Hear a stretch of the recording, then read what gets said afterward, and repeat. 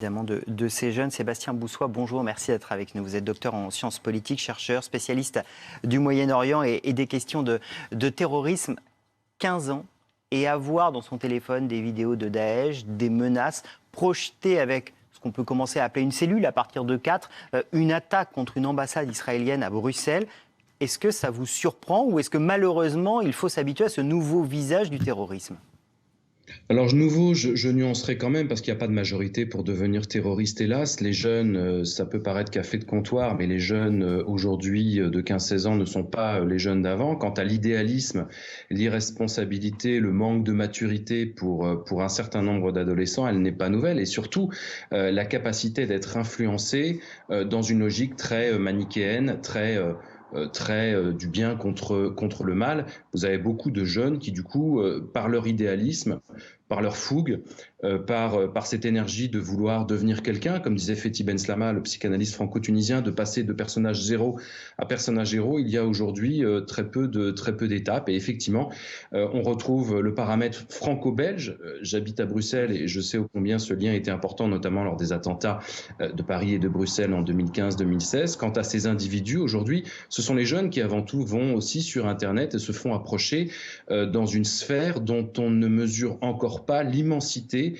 et la difficulté de contrôle, que ce soit le web, que ce soit le dark web ou les chaînes Telegram, par exemple. Sur le web, dans les réseaux sociaux, que trouve-t-il ? On lit beaucoup de choses, des jeux qui finalement finissent par les influencer, mais tout ça sous forme comme un jeu vidéo, plein d'éléments comme ça qui rentrent dans le quotidien sans être vraiment de la propagande directe, mais qui les formatent ?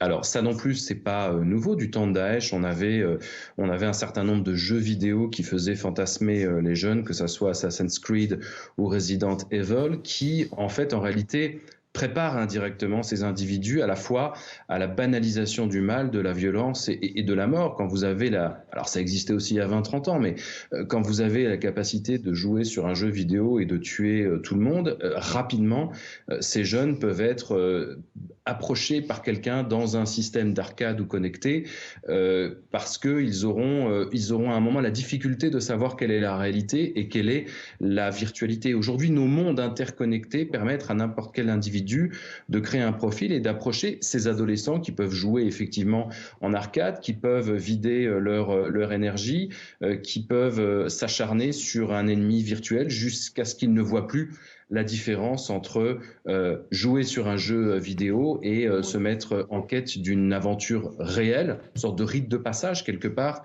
pour un adolescent qui le fera basculer dans l'âge adulte, mais malheureusement de façon extrêmement négative et terrible.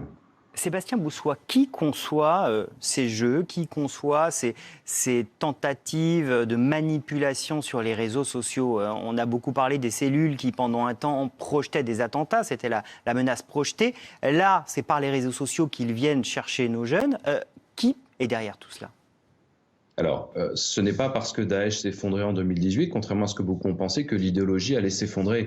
L'idéologie dormante ne dort pas tant que ça en réalité. Elle circule à travers toutes les mailles d'Internet, en prison, dans les quartiers ou dans les mosquées. Ce qui est clair, c'est qu'il y a déjà des jeux qui existent, qui sont achetables en réalité, et qui, je dirais, déniaisent, si je puis dire, ces jeunes et les font rapidement avoir la capacité de devenir violents de la virtualité à la réalité. Et derrière, il suffit qu'il y ait des recruteurs. Il y a toujours eu des recruteurs opérationnels du temps de Daesh dans les quartiers, dans les mosquées, dans les différents secteurs que je vous ai évoqués. Ces individus-là n'ont plus la possibilité d'envoyer les jeunes sur un terrain sanctuarisé, sanctifié, qu'était Daesh en Syrie et en Irak.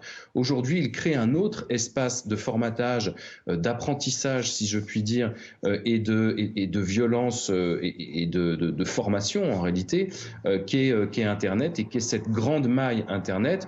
Vous avez des centaines, voire des milliers d'individus qui sont radicalisés et qui vont transmettre, si je puis dire, cette forme de radicalisation à des jeunes beaucoup plus influençables et qui souvent ont pu, alors c'est pas le cas par exemple du profil d'Arras, mais en tout cas qui sont passés à travers les mailles du filet de la police ou qui ne sont en réalité sont complètement inconnus des services. Et ça aussi, évidemment, les recruteurs vont aller chercher des jeunes qui n'ont jamais eu affaire à la justice et à la police. Et c'est ça qui m'inquiète le plus pour les années à venir, c'est qu'on aura la possibilité assez dramatique de transformer en bombe humaine des jeunes dans le mal-être perdus qui ne vont nulle part pour les retourner contre nos propres sociétés et d'où qu'ils viennent.